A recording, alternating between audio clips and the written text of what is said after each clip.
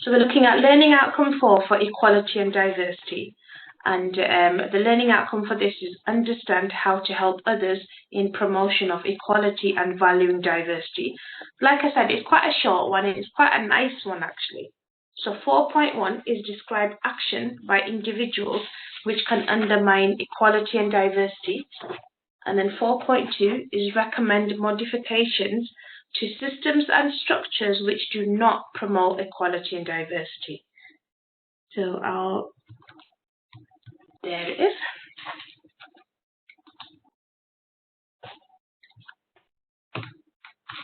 So we're going to go straight into it on here. So we're just looking at what sort of actions can undermine equality and diversity on here. So you've got a few points on here. You've got direct and indirect discrimination. You've got stereotyping, bullying, harassment, not being inclusive, and then again ignoring learners' needs. So for direct discrimination and indirect discrimination, you'll be aware of what this is anyway.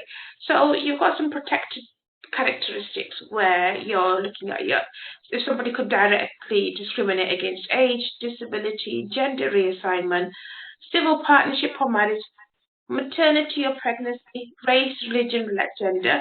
And then indirect discrimination is where you're physically, say if you're trying to interview some people for a job and you've decided, right, I want somebody who's over 60 to work for me, or I would like somebody from this ethnic minority, or I would like a female to work for me. So you're actually indirectly discriminating because you're discriminating against all the others because you're cutting them out of the process already because you've made a decision that you're going to be hiring somebody with this type of characteristic. Or it's like saying I want to be disability friendly, where I want to show everyone that my company supports people with different disabilities. So you're hiring somebody who's got autism, or you're hiring someone who's in a wheelchair. So again, direct discrimination is when one person discriminates against another because of their race, religion, gender, and they're doing it on purpose. And indirect is when they're putting into a certain place of rules or procedures that will be unfair to someone. For example, if I remember correctly, for some Jewish people, Saturdays are a religious day, or if I got the day right. But if you're deciding within your company that you're saying like every employee has to work 2 Saturdays a month, then you're discriminating against them. Or if you go and say there should be no head coverings or there should be no jewellery at work, then you're discriminating against certain religions where you might have a head covering or you might have certain types of jewellery that you like to wear because of religious reasons. And then an example of it, again, so when you're wanting to just hire someone who's got this many years experience or is in a wheelchair or is a female or is a male and doesn't have any childcare issues. And again, indirect, like I said, discriminating against hairstyles or headwear or jewellery.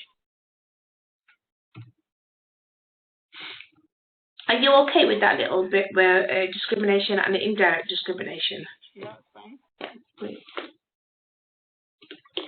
And then we come on to stereotypes.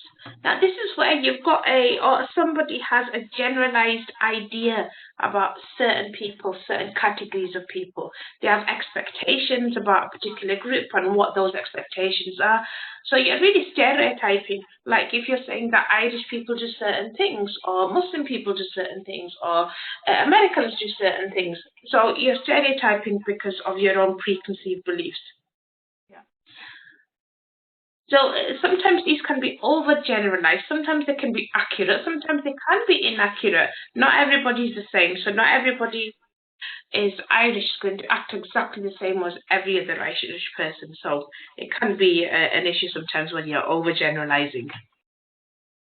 Then you've got bullying. Now, we all know that bullying happens everywhere, school, work, on the bus, on the way to work, anywhere.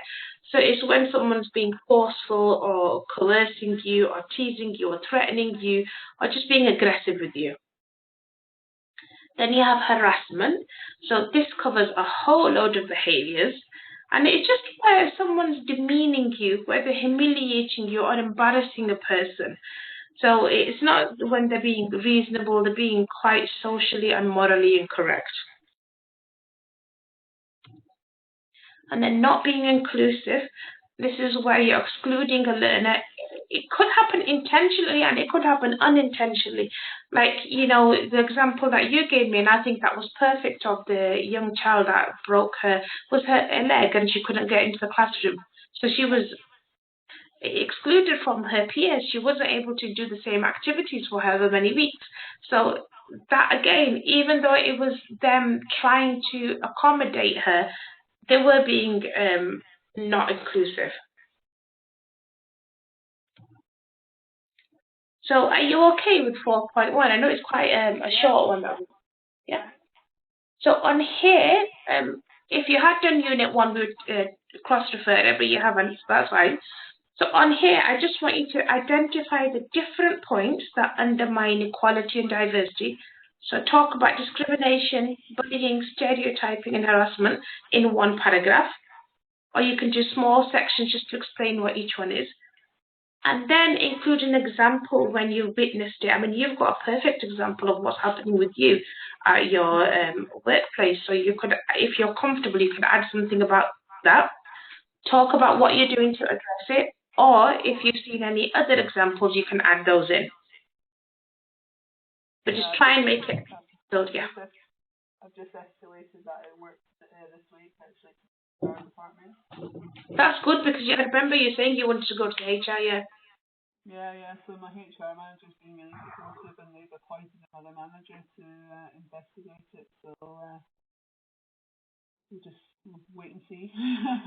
No, and do you know what? I looked up the equality and diversity policy, and there's 2 sections of it that her behaviour comes under. So that's what I've proceeded on.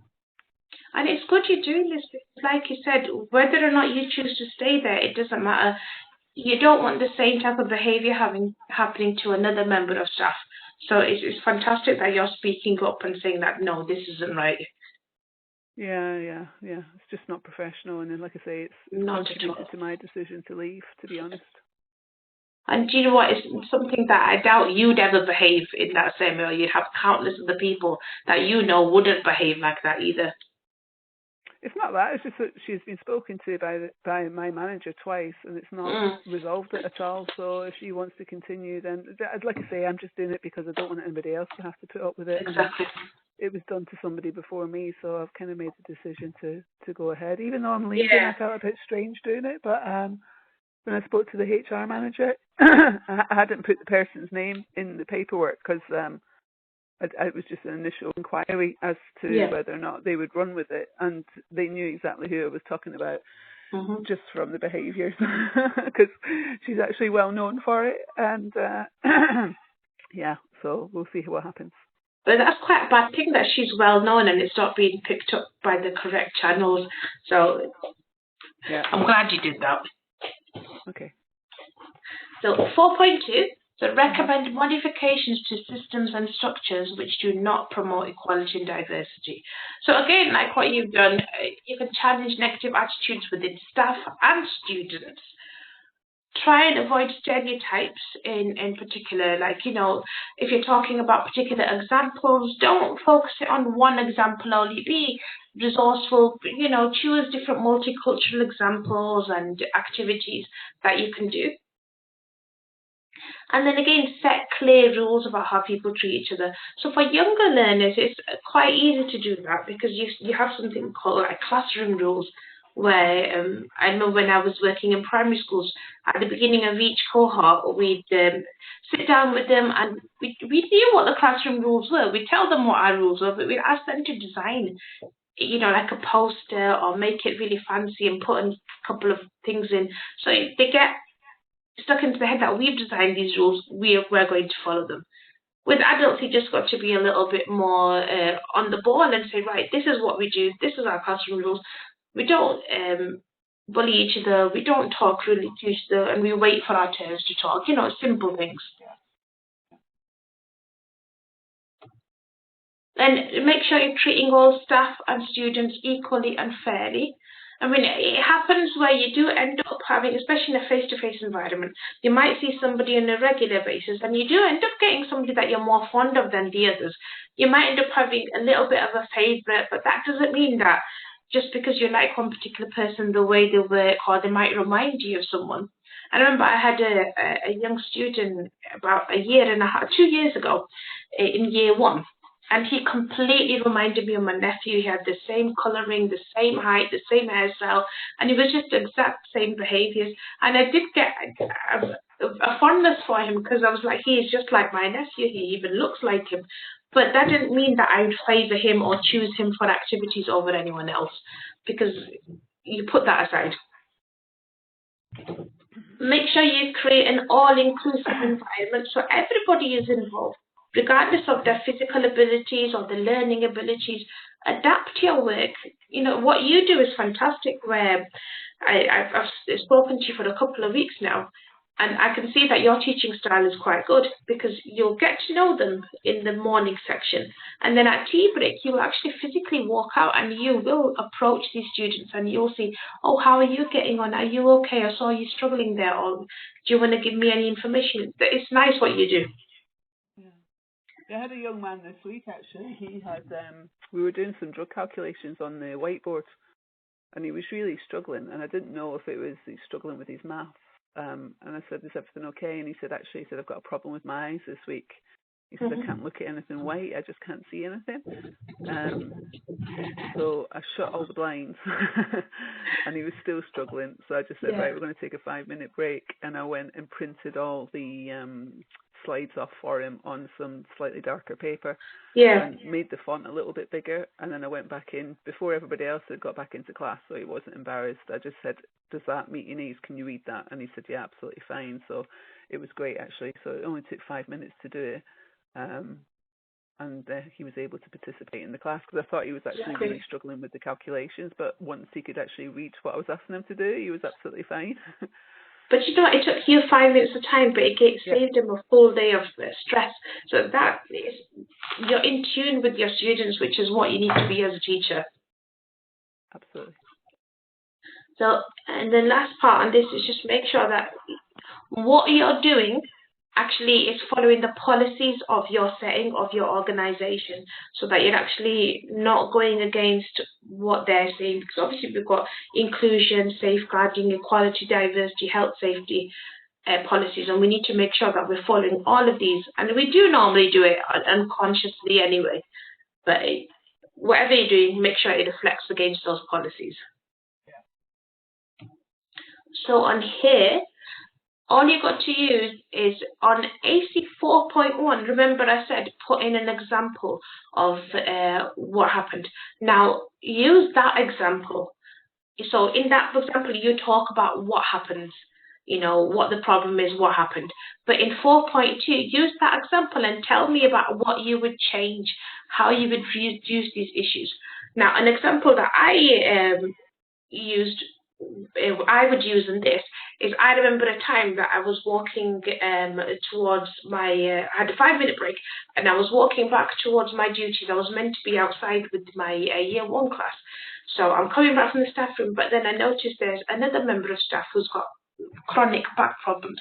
She's trying to, I don't know why they paired it up with this child, but the child ran around, and she had, she was autistic, and she had a lot of behavioural issues, and she could get quite aggressive sometimes. But she soiled herself, so the staff member was trying to bend down and get her changed and try and get a set of clothes at the same time, which was located about 5-6 hallways away. So she saw me and she said, Asha, could you go and get me these clothes and see if you could get hold of someone to give me a hand to change her?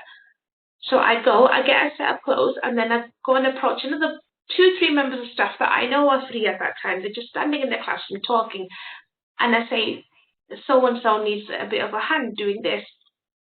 And they said, okay, but as soon as they heard which child I was talking about, they said, oh no, I've got lunch break now, no, I've got to do this now. They completely refused to help, because the child was known to spit and bite, and she'd do a bit of hair pulling. It's just things that, you know, could be quite a difficult situation sometimes. But the problem is that they completely refused, they were discriminating against her, they were discriminating against staff members, saying, no, we're not going to help because it's this person. So that's an example I would have used. Yeah, that's terrible. And then now, it's horrible sometimes, but these things do happen, don't they, where you get to know somebody as a troublemaker or somebody who's more difficult to handle, and you're like, nah, I don't want to bother with that. Yeah, we have an issue at work because we have staff, if they've got an injury or an illness, can get a risk assessment put in place so they don't work with certain people. Yeah. And there seems to be growing a bit of a culture where people are saying they need a risk assessment not to work with certain service users. But when you actually look, I have 2 staff at the moment that have a risk assessment not to work with a particular gentleman. Yeah. But the physio actually came to speak to me this week, and she said there's, the manager should never have granted this risk assessment because there's actually no physical reason why these 2 people shouldn't work with this person. It's more what they want as opposed to do with any health reason. And I said, well, you need to go back to the manager then and say that these 2 staff don't need a risk assessment, that they're well enough to work with everybody. I said, because, it's not fair. There is no medical reason. It's a preference, basically. And I said, I'm sorry, but you work with every service user on the house. You don't pick and choose who you work with. No, it's true, because you shouldn't be saying that I don't like this person, or this one's a bit more difficult for me, or they challenge me a lot, so I'm not going to go over there and do this, because it's not. You're there to provide support. So regardless, if you're physically able to do it, then you should do it. Yeah. I mean, I think that the reason that my previous colleague was supporting this young child, and I used to support her for, I think it was at the end of the day for half an hour, and I had 3 members of staff that support. So she was getting pushed backwards and forwards quite a lot, and I can understand her behaviour because she was seeing somebody new every couple of hours. But because nobody wanted to work with her and they were all being quite vocal and difficult, I think it got quite difficult for the management to even get somebody to go with her. So it was the wrong person to be there, but also the wrong situation. Yeah. So use that example that you're going to do for 4.1, and then just talk about how you might fix those problems. That you might have a set and clear guidelines about staff converse with each other, how you support each other. You might have like team building activities, or even one-to-one conversations, like what's going on. So what would you do? Yeah. Okay. So today, again, we just at 2 points. So what actions can be taken by individuals to undermine equality and diversity, and how you would fix these, what recommendations and modifications you'd have to get those sorted out. Okay. That's great. So,